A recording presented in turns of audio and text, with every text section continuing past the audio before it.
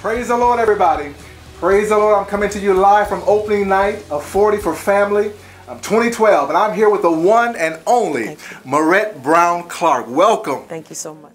Welcome to Cleveland, Maurette. Thank you. It's so nice to have you here. Glad to be here. You're all the way from Long Island, New York, correct? Originally, yes. Tell me about those early years of singing with the, I believe, the Brown Singers. Tell me about that. With my family group, my father and my mother birthed 4 children, 2 boys, 2 girls, and they instilled the value of Jesus in us, absolutely, and in the value of singing.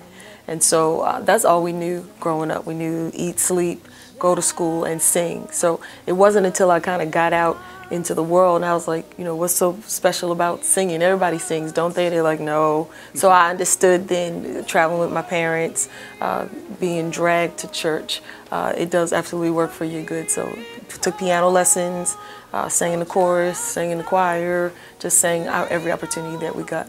So that set the tone for 20 years in gospel music. Yeah, you know, and you don't know. You really don't know. I have children, and you just don't know if what you're doing is going to stick with them. Anybody that knows me from growing up knows that I was running away from the microphone. I did it because I like to do it, but I wasn't trying to be out front at all. And so they would call I have a twin brother. They'd call us up to sing, and my brother, they're going to have the twins come sing. And he'd go walking up to the front, and I'd stay seated in the seat. And he wouldn't know until he got up to the front and turned around, looking at the audience like, why are you up there, you know, back there? You didn't come up with me. But I was like, no, you can have it. So a lot of people, when we were growing up, when I started recording, they were like, oh, well, Maurette, you know, Maurette Brown at the time, you know, is singing and making records. And they were like, Maurice is the singer. She's just the one that played the piano for him. They're like, no, she's singing. They're like, no one could believe it because they knew it was just something that I did. It wasn't ever my life's dream. But purpose lines up with your call, lines up with God's will for your life, and that's what I'm living.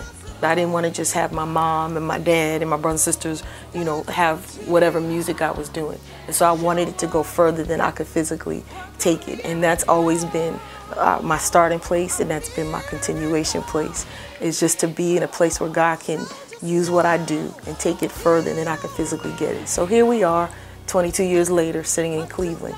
I don't live in Cleveland. I know people who live in Cleveland, but I'm not here. But my music is here before I get here, and what a blessing that is. My daughter, actually, we won Cell Awards in the same year.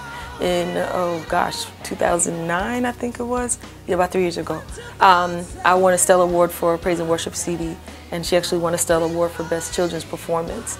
On the CD, it's entitled The Dream, and her song was, I Am What God Says I Am. I can be all that God says I can be. So she was 4 at the time she recorded it, and I thought it was going to be a duet. It is a pretty simple song. You sing the part, and then the person repeats after you. So I figured that was safe for a 4-year-old. We got through rehearsals, and she was like, I got it. I was like, okay. So then she started singing it first, and I repeated her. And then I thought about it, and I said, she really doesn't need me. She told me she got it. So I let her loose with the background singers and the band, and the rest was history. She won a Stellar Award. Amen. Yeah, she was 8 at the time, and now she's 12. So this is more of what I do, more of who I am. I'm a praiser, I'm a worshiper, I'm an encourager, I'm a hugger.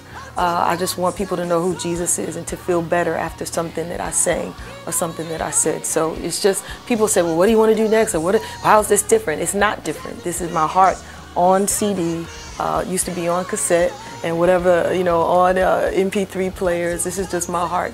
And I have the awesome opportunity of having my heart be shared with the rest of the world. So as you travel the world and you sing, I hear the sound of victory. Yeah. What is it that you want the young people to know? That they got to praise Him, no matter what, in and out of season, not for any reason, just because God is God.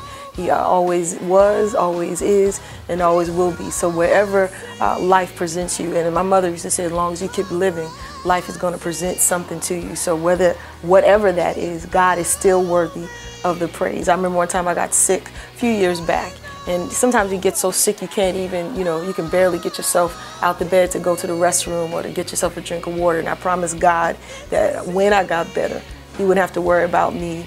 I'd be the biggest shouter, the biggest runner, the biggest crier, whatever worship and praise settled in on me at that moment. That's what I would be. So I don't really fuss at people about praising or how you praise, but I fuss at you that I think that you should. I do. Well, praise the Lord. You've heard from Maurette Brown Clark, and I want you to know it ain't over until God says it's over. This is GTV, Real People, Real Talk.